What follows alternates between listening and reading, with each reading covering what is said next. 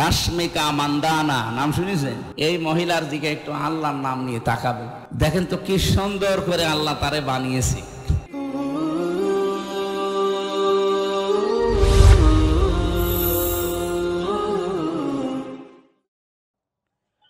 তো সম্মানিত উপস্থিতি, তো মা এবং বোনেরা পণ্য দ্রব্য নয়, বিক্রিযোগ্য জিনিস নয়, কিন্তু আজকে মা এবং বোনেরা তাদেরকে বিক্রিযোগ্য বস্তুতে পরিণত করেছে।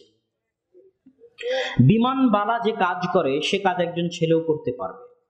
বিমানবালায় কোনো কুৎসিত মেয়ের চাকরি হবে না, সুন্দরী মেয়ের চাকরি হবে, কেননা সে তার চেহারা বিক্রি করে। জাস্ট চেহারা দেখিয়ে সে বেতন পায়।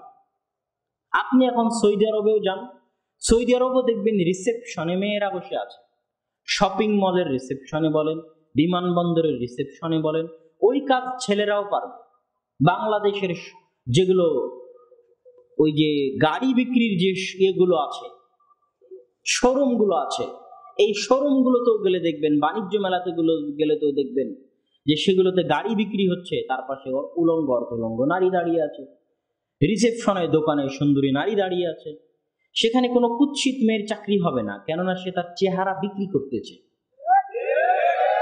যারা অ্যাডভার্টাইজ দিবে টিভিতে, সেখানে কোনো কুৎসিত মেয়ে অ্যাডভার্টাইজ দেওয়ার সুযোগ পাবে না, কেননা সে সেখানে তার চেহারা বিক্রি করতেছে। যারা সুন্দরী প্রতিযোগিতায় অংশগ্রহণ করতেছে, তারা তাদের শরীরের মাপ দিয়ে, চেহারার মাপ দিয়ে, চেহারার আকার আকৃতির বর্ণনা দিয়ে নিজেদের শরীর এবং নিজেদের চেহারাকে বিক্রি করতেছে।